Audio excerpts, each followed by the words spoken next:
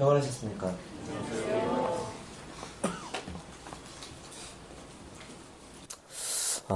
옛날에 이스라엘에 한 사람이 있었습니다. 그 사람은 원래 이렇게 목축을 하는 사람이었는데 양들도 있고 소도 있고 그랬어요. 근데 이 몹쓸 늑대 이런 동물들이 자신의 가축들을 물어가고 죽이고 많이 잃었어요. 그래서 재정적으로 참 힘들었습니다. 왜냐하면 가축을 통해서 얻게 되는 것들이 많잖아요. 예전에 그것으로 옷을 입었고 또 그것에 젖을 짜서 우유나 치즈를 얻었거든요. 그래서 이 사람은 이제 계속해서 이제 가축들도 줄어들고 그래서 하는 수 없이 이제 밖에 있는 동물들을 잡으러 사냥하러 갑니다. 운이 좋아가지고 운이 좋은지는 모르겠는데 아무튼 늑대를 만나면 복수할 수도 있고 다른 것을 통해서 또 고기를 또 얻을 수 있는 목적으로 이렇게 사냥을 하러 갔어요. 오랫동안 이렇게 사냥을 하러 막 돌아다니고 막 활을 쏘고 그랬는데 밤이 늦게서야 드디어 통통한 사슴 한 마리를 잡을 수가 있었습니다. 통통한 이야 그러면서 이제 이 이스라엘 사람은 목을 이렇게 칼로 이렇게 찔러서 피를 다 이렇게 쏟아내게 합니다. 그리고 이제 흙으로 그걸 다 덮어요. 그리고 이제 그 사슴을 짊어지고 이렇게 막 내려오고 있는데 저쪽에서 바위 위에 그 사냥 한 마리가 이렇게 탁 엎드려 있는 거예요. 뭐지? 이렇게 딱 가서 봤더니 사냥 한 마리가 이렇게 어떤 것에 의해서 뜯겨져서 죽어 있는 거예요. 근데 아직 죽은 지 얼마 안 돼서 김이 모락모락 나고 있어요. 뜯겨서 있었는데 여기서 이제 죽은 지 얼마 안 돼서 김이 모락모락 나고 있는 그런 상황이었습니다. 야, 이거 웬 횡재냐라는 마음도 있지만 이 사람은 그 상태를 보고서 그냥 그 지금 메고 있는 사슴 한 마리만 메고 이렇게 내려오게 됩니다. 왜 그냥 내려왔을까요? 왜 사슴의 피는 또 다 빼고 내려왔을까요? 단순히 무거운 거를 좀 가볍게 하기 위해서 그럴까요? 사실 피가 빠진 고기는 맛있을까요? 맛없을까요? 피가 완전히 다 빠지면 맛이 없나요? 예, 맛이 없죠. 왜 이렇게 다 했을까요? 성도님도 혹시 선짓국이나 피순대 좋아하시나요? 순대. 남원의 모 식당에 가면 육회 비빔밥을 시키면 이렇게 순대도 선지도 조금 나오고 막 이렇게 줘요. 저는 선지를 별로 좋아하지는 않은데요. 선짓국은 좋아합니다. 그러니까 먹으면 맛있어요. 근데 예전에 아내하고 결혼한 지 얼마 안 됐을 때 이렇게 식당에 가서 밥을 먹는데 아내가 선지를 안 먹더라고요. 선짓국이 나왔는데 잘 안 먹더라고요. 안 좋아요. 그랬더니 그 장인어른이 선짓국은 먹어서는 안 된다고 해가지고 순대도 못 먹겠대요. 그렇구나. 장인어른이 성경의 어떤 말씀을 가지고 이렇게 분별해서 이렇게 하긴 한데 저의 분별은 다르기 때문에 여기에 이 자리에 장인어른이 계신 게 아니니까 먹어도 돼요 했더니 잘 먹더라고요. 예, 지금 안에 그 선지해장국 잘 먹습니다. 뭐 이렇게 배고프신데 먹을 거 이야기해서 죄송합니다. 아직 예찬까지는 갈 길이 먼데 그죠? 무리를 일으켰네요. 그 선짓국에 대해서 또 피순대에 대해서 순대에 대해서 이제 모임 안에서는 이제 먹어야 된다, 먹지 말아야 된다, 막 이렇게 이야기하기도 하시는 분들도 있어요. 그런데 이런 분별이 왜 이렇게 있을까요? 이제 오늘의 주제와 좀 관련이 있는데요. 이번 말씀은 먹는 것과 관련이 돼 있긴 하지만 맛있는 음식은 아닙니다. 먼저 말씀을 드리고 이야기를 할게요. 레위기 17장 한번 찾아보도록 하겠습니다. 레위기서 17장.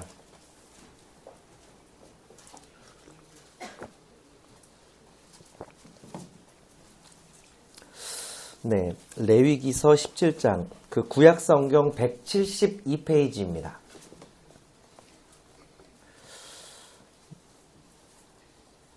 (17장) 1절부터 16절까지 비교적 이렇게 많이 길지는 않아서 함께 교독하도록 하겠습니다. 제가 먼저 읽도록 하겠습니다. 여호와께서 모세에게 말씀하여 이르시되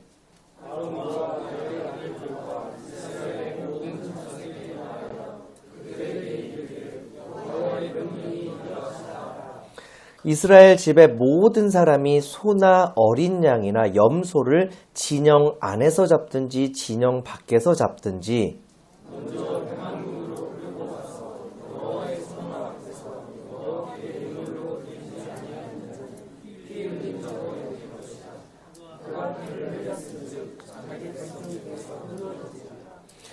그런즉 이스라엘 자손이 들에서 잡던 그들의 제물을 회막문 여호와께로 끌고 가서 제사장에게 주어 화목제로 여호와께 드려야 할 것이요.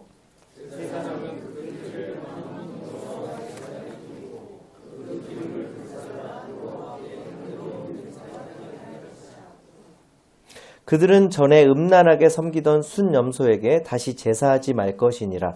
이는 그들이 대대로 지킬 영원한 규례니라.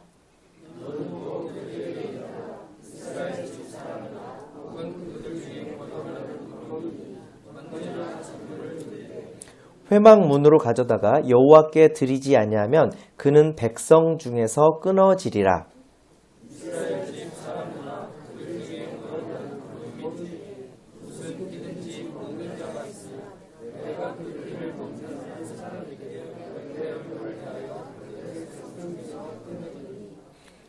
네, 조금 쉬었다가요. 네, 좀 힘드시죠?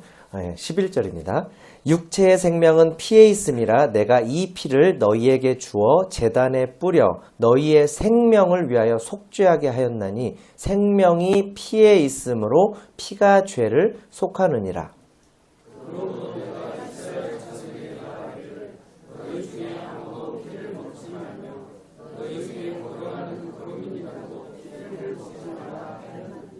모든 이스라엘 자손이나 그들 중에 거류하는 거류민이 먹을 만한 짐승이나 새를 사냥하여 잡거든 그것의 피를 흘리고 흙으로 덮을지니라.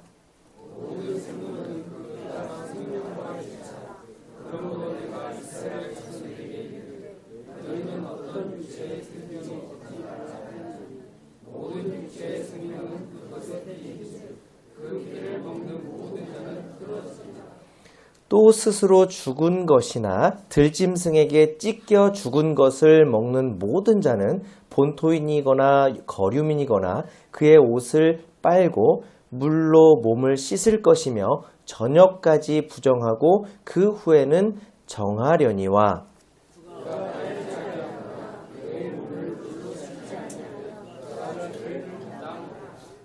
네, 레위기 17장을 1절부터 16절까지 쭉 읽었는데요. 자주 등장하는 단어가 있습니다. 무엇일까요? 네, 17장은 아주 선혈이 난자한 장이라고 할 수 있습니다. 피가 계속 나와요. 레위기 17장은 이렇습니다. 3절에 보게 되면 이제 하나님께서 2절에 보시게 되면 하나님께서 모세를 통해서 이스라엘 모든 사람들에게 이렇게 명령을 하시는 장면이 나와요. 무슨 명령을 하셨냐면요. 3절에 이스라엘 집의 모든 사람이, 여기서 모든 사람입니다. 모든 사람이 소나 어린 양이나 염소를 진영 안에서 잡든지 진영 밖에서 잡든지 먼저 회막문으로 끌고 와서 하나님께 예물을 바치라고 명령을 하십니다. 그렇지 않으면 4절 후반부에 보면 피를 흘렸은즉 자기 백성 중에서 끊어지리라. 이렇게 말씀하고 있어요. 여기서 잡는다라는 단어는 이제 원어로 샤트라는 단어인데요. 이 단어는 그 동물들을 도살한다라는 큰 의미가, 넓은 의미가 있고요. 좀 적게는 희생 제물을 드리기 위해서 잡는다라는 의미도 있습니다. 그렇다면 여기서 잡는다라는 말은 무슨 의미일까요? 광범위하게 모든 동물을 잡는다. 모든 상황에서 동물을 잡을 때 쓰는 말일까요? 아니면 이 희생제물을 잡을 때 쓰는 이 단어일까요? 여기서 보면 만약에 여기에서 광범위하게 모든 동물을 잡을 때 항상 회막문, 즉 성막 앞으로 가져와야 된다고 한다면요. 무슨 문제가 있을까요? 지금은 이스라엘 백성들이 지금 이 말씀을 받을 때는 광야 생활을 이제 하고 있어요. 그러니까 그 광야 생활할 때는 성막이 이스라엘 백성의 가운데에 있습니다. 그러니까 어디든 비슷해요. 가는 데가 가까울 수 있어. 근데 이게 이 말씀이 7절 후반부에 보면 대대로 지킬 영원한 규례라고 돼 있거든요.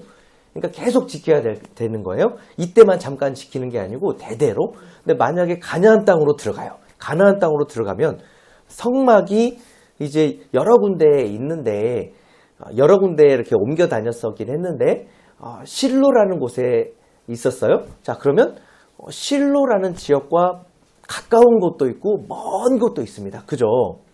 그렇다면 동물을 잡을 때 우리 가족 행사나 뭐 이런 행사들이나 이런 거 있잖아요. 그러면 이 동물 잡았는데 거기서 못 잡으니까 어디로 가야 돼요? 몇 날 며칠을 걸려서 이제 가야 돼요. 성막 앞으로 가야 됩니다. 그래서 그 성막 앞에서 잡고 제물로 드려야 되잖아요.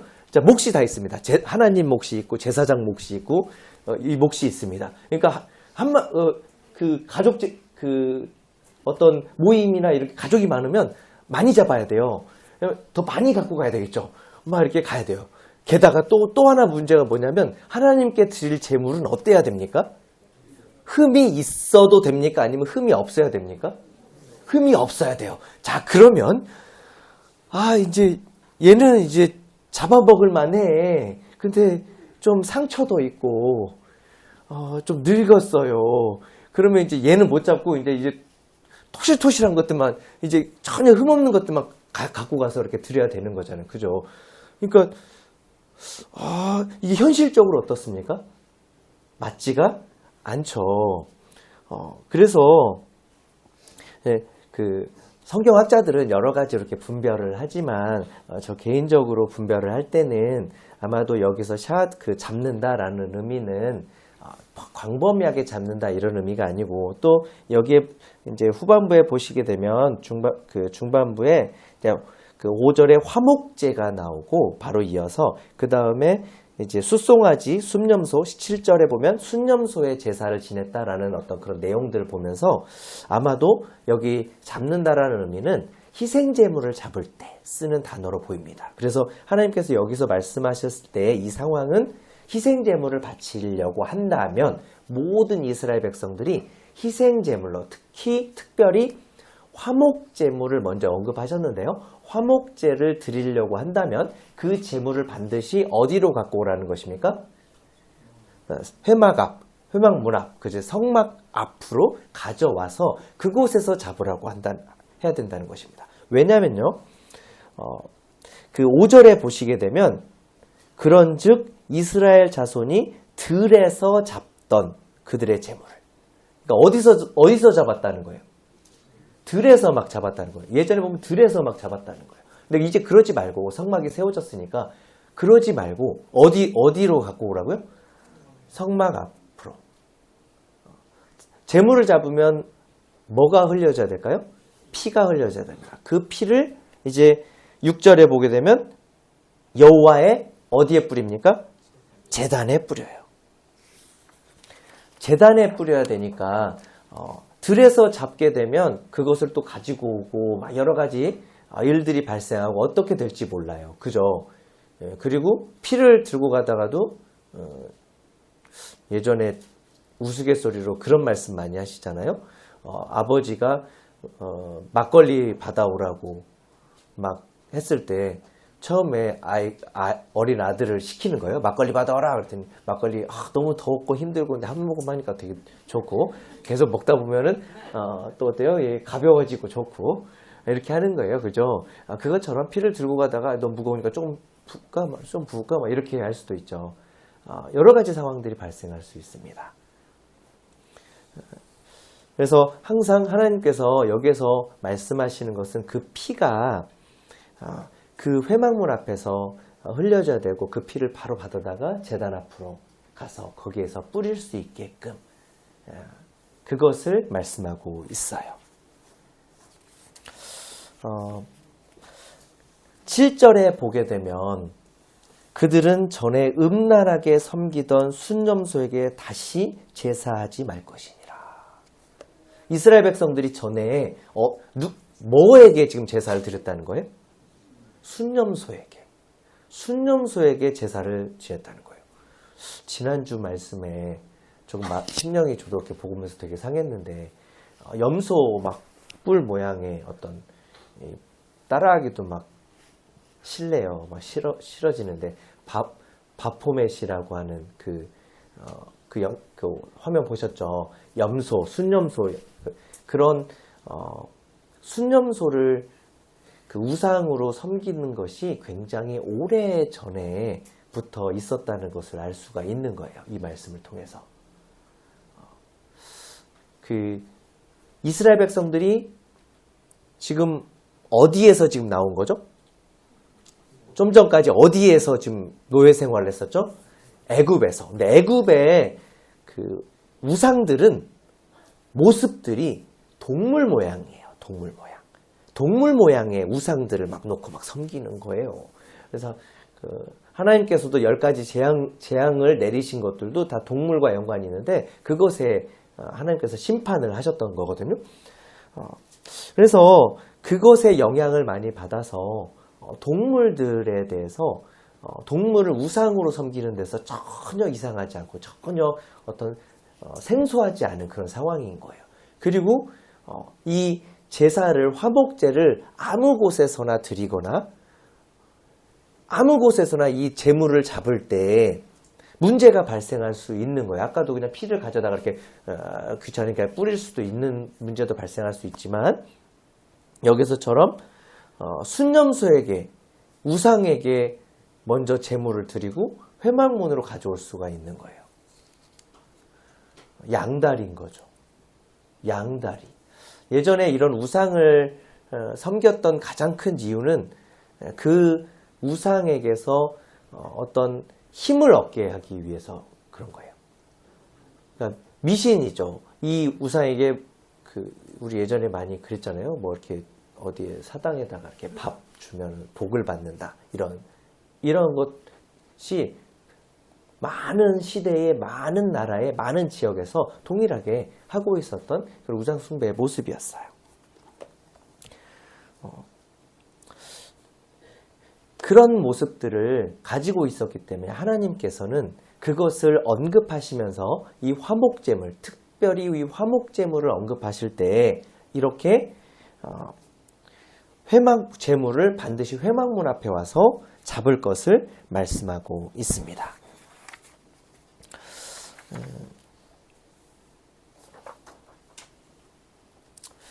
8절과 9절에서도 보게 되면 번제나 다른 제물을 드릴 때도 회막문으로 꼭 가져올 것을 하나님께서 또 이렇게 말씀을 하세요. 그렇지 않으면 9절 마지막 부분에 보면은 하나님께서 강력하게 말씀하세요. 진짜 엄하게 말씀하십니다. 백성 중에서 어떻게 된다고 말씀하십니까? 끊어진다. 하나님께서 하나님의 백성을 향해서 이걸 하지 않으면 니들 혼나 이 정도가 아니고 끊어진다고. 끊어버리겠다고. 왜냐하면 다른 백성들에게서 다른 백성들이 너희들로 말미암아서 영향을 받을 거니까 아예 싹을 끊어버리겠다고. 정말 강하게 말씀하고 있는 거예요. 여지가 없는 것입니다. 조금의 여지가 없어요. 사랑의 하나님께서 이것에 대해서 굉장히 엄하게 하고 있는 거예요. 그것의 이유가 무엇이냐면 바로 이 17장에서 쭉 나오는 피 때문에 그런 것입니다. 17장에서 계속 하고 있는 피 때문에 그래요. 피라는 것이 무엇이기 때문에. 피라는 것이 아무 데서나 흘려져서도 안 되고, 피라는 것이 그냥 막 아무렇게나 흘려져서도 안 된다는 것을 하나님께서 말씀하고 싶으신 거예요. 이스라엘 백성들에게. 10절에 보시게 되면요. 이스라엘 집 사람이나 그들 중에 거류하는 거류민 중에, 그러니까 이스라엘 백성뿐만이 아닙니다. 이스라엘 백성들 사이에 지금 다른 사람들이 살고 있을지라도 그 사람들도, 이스라엘 안에 있는 모든 사람들은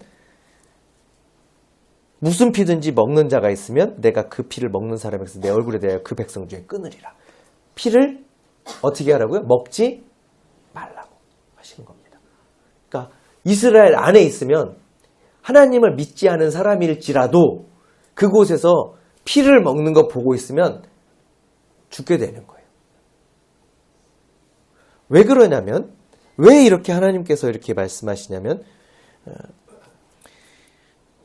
11절에 보게 되면 육체의 생명은 어디에 있다고요? 피에 있다고요. 피를 먹지 말라고 하신 것은 여기서 처음 등장하는 것은 아닙니다. 창세기 9장에 가서 보면 4절에 피를 피채 먹지 말라고 하세요. 그때는 어떤 상황이냐면 그 전까지는 모든 사람들이 식물, 열매 이런 것들을 먹고 살았어요. 모든 동물들도 마찬가지였습니다. 자, 그런데 노아의 대홍수 사건이 일어난 직후에 이제 모든 것이 변했습니다. 육식이 허용이 됐어요.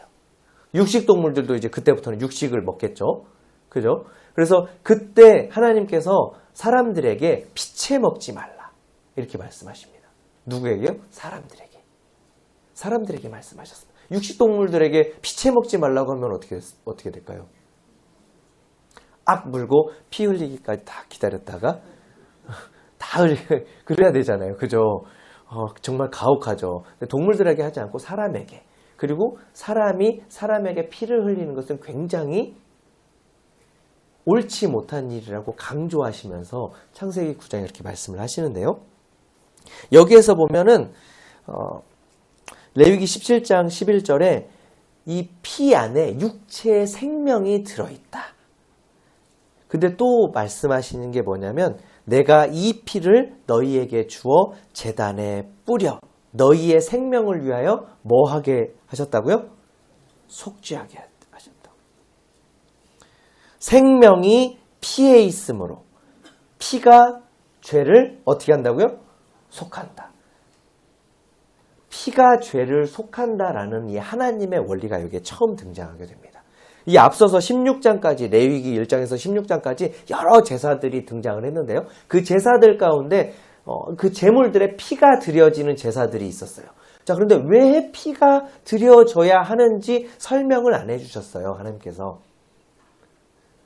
왜 피가 흘려져야 되는지 그 이유에 대해서 11절에 설명을 해주시는데, 제사에 대해서 할 때 설명을 해주시는 것이 아니고 피를 마시지 말라, 피를 먹지 말라고 하신 데에서 이렇게 말씀을 하시는 거예요.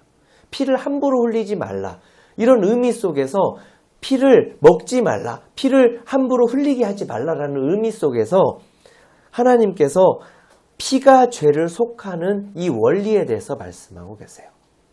피가 죄를 속하기 때문에 이 피가 흘려지는 것은 이런 이유 때문, 되도록이면 이런 이유 때문만 되어야 되는 거다.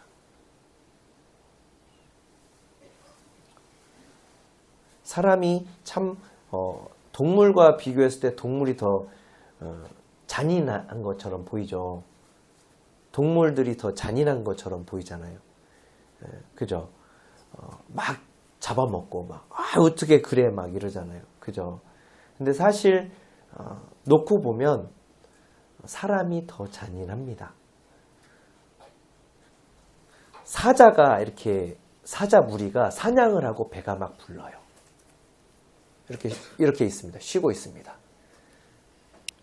초식 동물이 그 옆에 와서 물을 먹고 있어요. 배가 부르잖아요. 그러면 사자는 어떤 모습을 취할까요? 가서 잡아가지고 조금 있다가 저 냉장고에다 좀 넣어놓을까 이럴까요?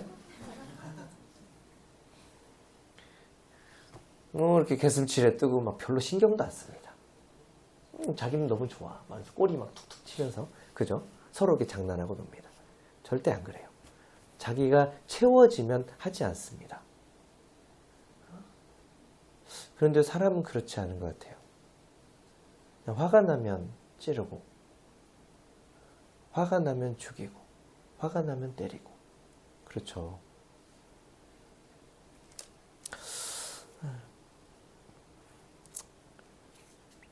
하나님께서 이 피를 먹지 말라고 하시는 이 말씀 속에서 생명의 소중함이 들어있어요. 사실 하나님께서 피 먹지 마라. 피 함부로 먹지 마라. 피를 피째 먹으면 사실 맛이 있는지는 잘 모르겠어요. 근데 하나님께서 육체의 생명이 바로 이 피에 있다고 14절에도 그래요. 모든 생물은, 사람뿐만이 아니고 모든 생물은 그 피가 생명과 일체라. 이렇게 말씀하세요. 그리고 14절 또 마지막에 모든 육체의 생명은 그것의 피라고 계속 강조하고 계시는 거예요. 생명의 소중함이에요. 그러니까 동물을 잡을 때 이 피가 흘려질 때 그게 생명이 이 피에 담겨져 있는 이 피가 흘려지는 거 보고 그 생명을 보라는 거예요. 하나님께서.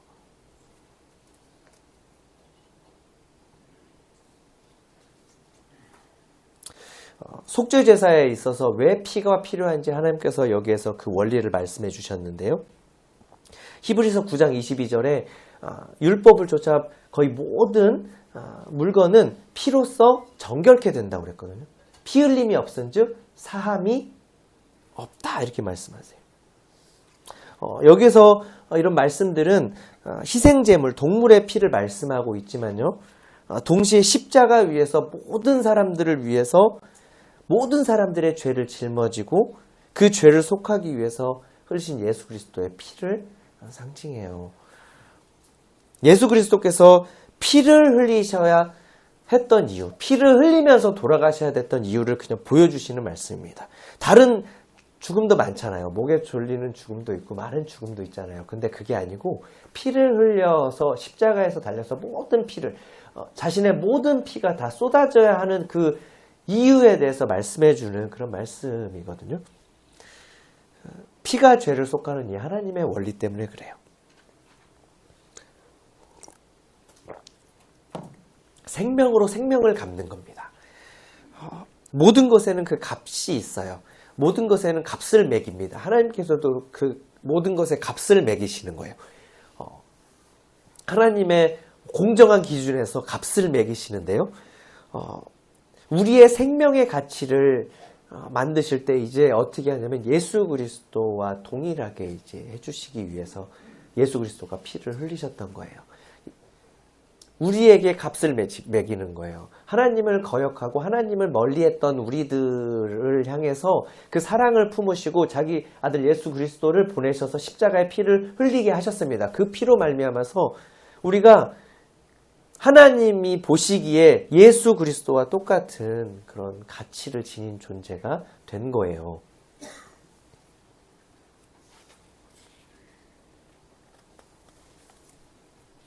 생명의 소중함이 있잖아요. 하나님께서 이 말씀에 생명의 소중함을 넣으셨잖아요. 작은 동물의 생명도 소중하게 여기시는 하나님께서 자신의 아들은 아끼지 않으셨던 겁니다.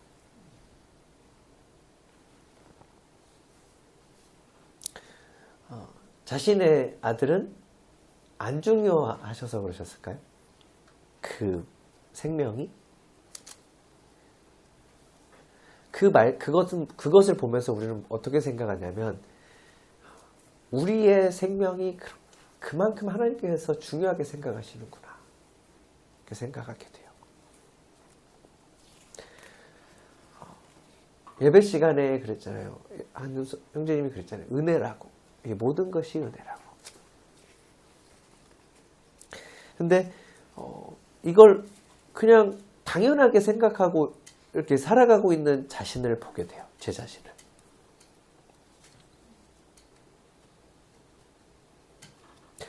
나만 잘 되면 되지. 내 기준 속에서 내가 더 중요한 것일까요? 옆에 있는 성도도 똑같이 중요한 거고.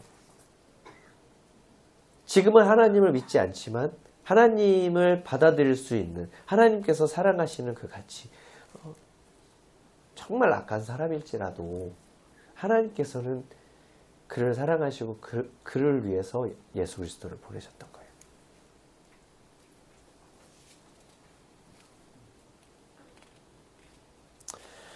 여기에서는 피를 먹지 말라고 했는데 이제 예수님께서는 요한복음 6장에서 이상한 말씀을 하시죠. 이 말씀과 참 안 맞는 말씀을 하시죠. 요한복음 6장에 가서 보면 예수님께서 내 피를 마시라. 유대인들이라면 진짜 기겁할 내용입니다.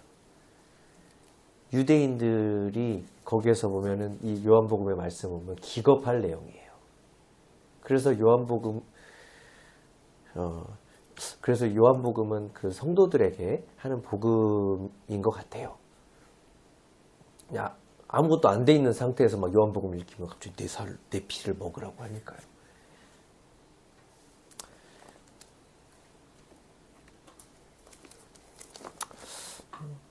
여기에서 예수님께서 내 피를 마시는 자는 영생을 가졌고, 이렇게 말씀하시는 건 진짜 예수님의 피를 마시라는 의미가 아니고, 예수님 안에는 영원한 생명이 있잖아요. 그죠? 예수님의 피가, 그 생명이, 예수님의 영원한 생명이 피에 있는 거잖아요. 그러니까 그 피를 마신다라는 의미는 비유죠. 주님의 영원한 생명을 함께 나눈다는 거예요. 함께 공유한다는 말씀이에요.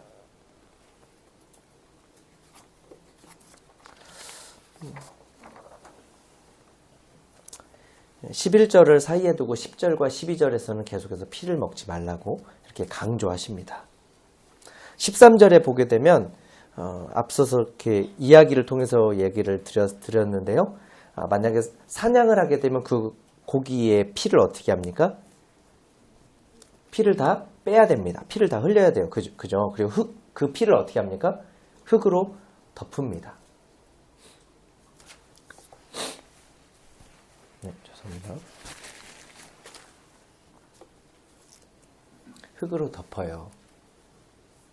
그 피에 뭐가 담겨 있다고요? 생명이 담겨 있다고요. 생명이 담겨 있습니다. 사냥하는 그 동물에 대해서도 예의를 지키시는 거예요. 지키라고 하시는 겁니다. 이런 하나님입니다.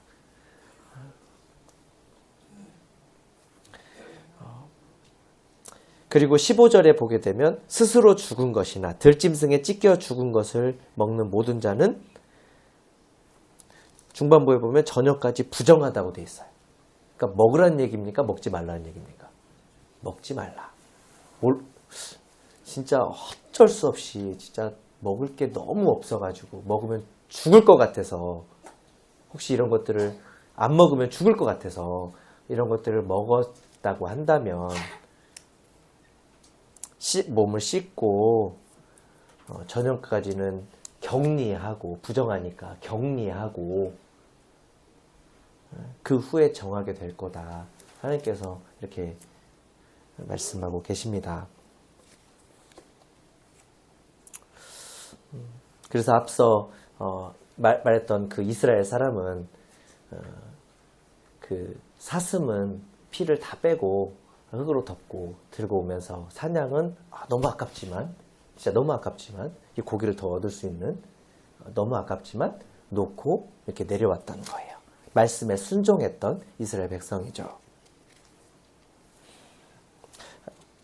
17장에서 나오는 피에 대한 하나님의 말씀을 이렇게 정리해 보면, 피는 아무 데서나 흘려져서는 안 된다는 거예요. 특히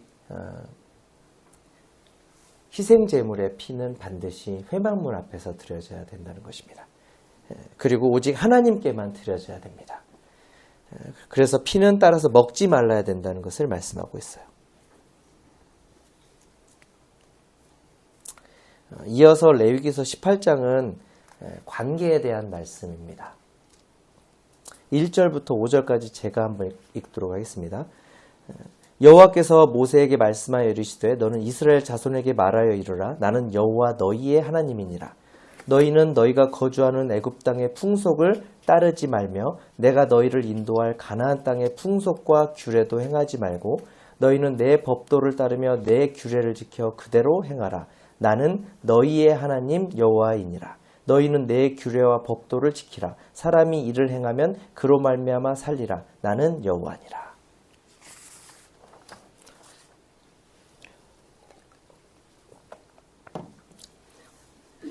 하나님께서 소중하게 생각하시는 것은 하나님과 이스라엘 백성들의 관계였습니다. 그것을 보여주는 말씀이 나는 여호와 너희의 하나님이니라. 나는 여호와 바로 너희의 하나님이다.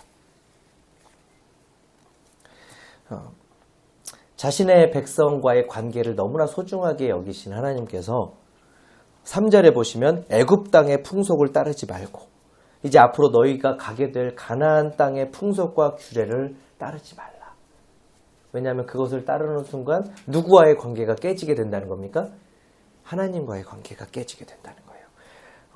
그래서 4절에 하나님께서는 강조하십니다. 너희는 내 법도를 따르며 내 규례를 지켜 그대로 행하라. 나는 너희의 하나님 여호와니라.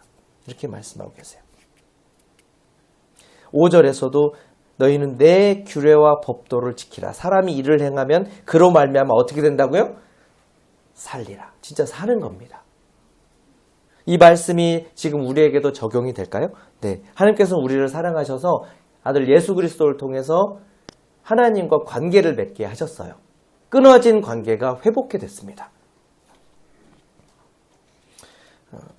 그래서 하나님께서는 이스라엘 백성들처럼 그 관계가 끊어지지 않게 하기 위해서 이스라엘 백성들에게 말했던 것처럼 다른 풍속을 따르며 하나님과의 관계가 끊어지지 않도록 한 것처럼 우리에게도 바로 이 성경을 주셔서 하나님의 말씀이 성경을 주셔서 하나님의 법인이 성경을 주셔서 이것을 통해서 우리가 여기에 나와 있는 성경을 말씀을 통해서 이 말씀대로 지키며 살면서 하나님과의 관계를 유지하도록 하셨어요.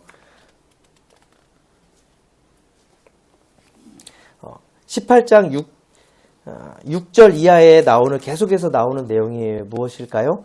24절에 보게 되면 너희는 이 모든 일로 스스로 더럽히지 말라. 이 모든 일을 행하면 어떻게 된다는 것 말씀이십니까? 더럽게 된다. 하나님께서 보시기에 너무나 더러운 일이라는 것입니다.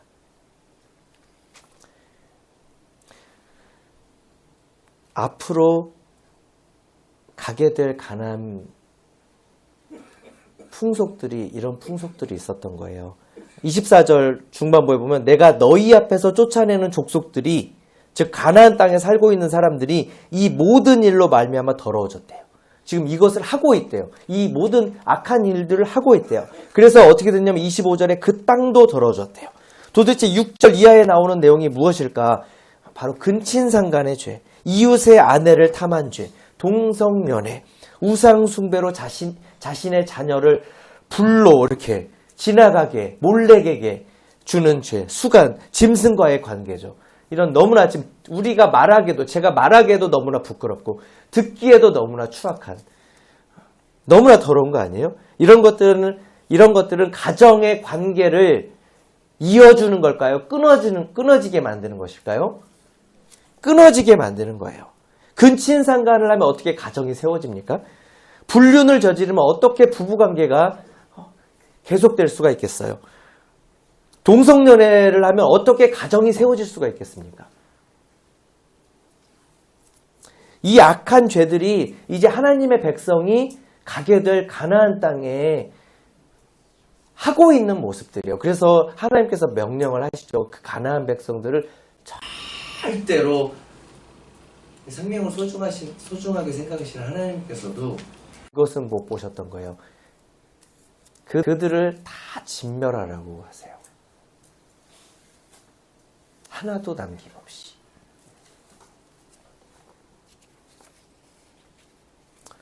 그래서 하나님께서 이스라엘 백성들에게 너희는 내 법도를 따르라. 하나님의 법을 따르라. 2번이나 계속해서 강조를 했어요. 4절, 5절에서. 우리에게도 강조를 하시는데요. 사실 우리 자신에게 그런 힘이 있을까요? 죄를 안 지을 수 있는 자신 있으신 분 계신가요? 하나님의 법대로만 사실 수 있는 분 계신가요? 자신이 없어요. 예전에는 하루하루 더 살고 싶었는데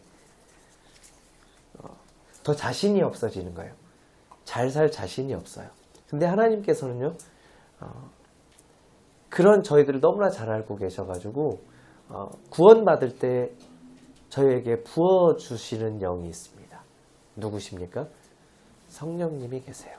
그래서 그 성령님을 의지하면서 나아갈 수가 있는 거예요. 우리가 넘어져도 다시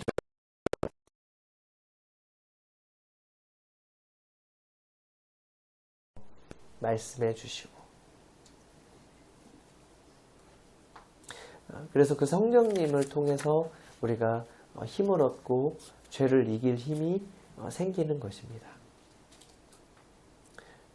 나에게서 나온 게 아니더라고요. 나는 뭐 괜찮겠지라는 그런 착각 속에 살 때가 많은데요. 나에게는 힘이 하나도 없더라고요.